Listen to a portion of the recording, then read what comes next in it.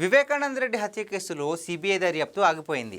గతంలో సుప్రీంకోర్టు గడువు పెట్టి ఆ తేదీలోపు విచారణ పూర్తి చేయని ఆదేశించడంతో ఆ ప్రకారం పూర్తి చేశారు. అయితే దర్యాప్తులో ఇంకా సంచలన విషయాలు వెల్లడయ్యాయి. బయట ప్రపంచానికి ఈ హత్య గురించి తెలియకముందే భారతీరెడ్డికి ఆమె ద్వారా జగన్ రెడ్డికి తెలిసిందని గుర్తించారు. తెల్లవారుజామునే జగన్తో ఎన్నికల వ్యూహాలపై చర్చల్లో ఉన్న మాజీ చీఫ్ సెక్రటరీ కల్లం అజయ్ రెడ్డి ఈ విషయాన్ని వాంగ్మూలం ఇచ్చారు. ఆ వాంగ్మూలం కోర్టులో కూడా ఉంది. ఇప్పుడు వారికి ఎలా తెలిసింది అన్నది బయటకు లాగాల్సి ఉంది.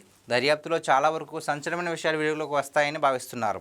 ప్రజలు అధికారం ఇచ్చింది నేరస్తుల్ని కాపాడడానికి అన్నట్లుగా గత ప్రభుత్వం వ్యవహరించింది. వివేక హత్య కేసును పూర్తి స్థాయిలో నిర్లక్ష్యం చేసింది.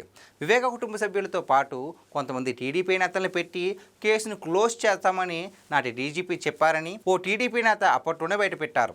ఆ తర్వాత కేసు సిబిఐకి వెళ్లడంతో తప్పింది. కానీ లేకపోతే వివేక కుమార్తెతో పాటు అల్లుడిని నేరస్తులుగా చేసి అరెస్టు చేసి ఉండేవాళ్ళు. సిబిఐ దర్యాప్తు ప్రారంభమైన తర్వాత వారికి సృష్టించని అడ్డంకులు లేవు. ఎంతకు దిగజారిపోయారంటే సిబిఐ అధికారి మీద కూడా కేసులు పెట్టడం, అవినాష్ రెడ్డిని అరెస్ట్ చేయకుండా పోలీస్ యంత్రాంగాన్ని దుర్వినియోగం చేయడం వంటివి రాజ్యాంగ వ్యవస్థల పనితీరును కూడా అవమానించేలా చేశాయి.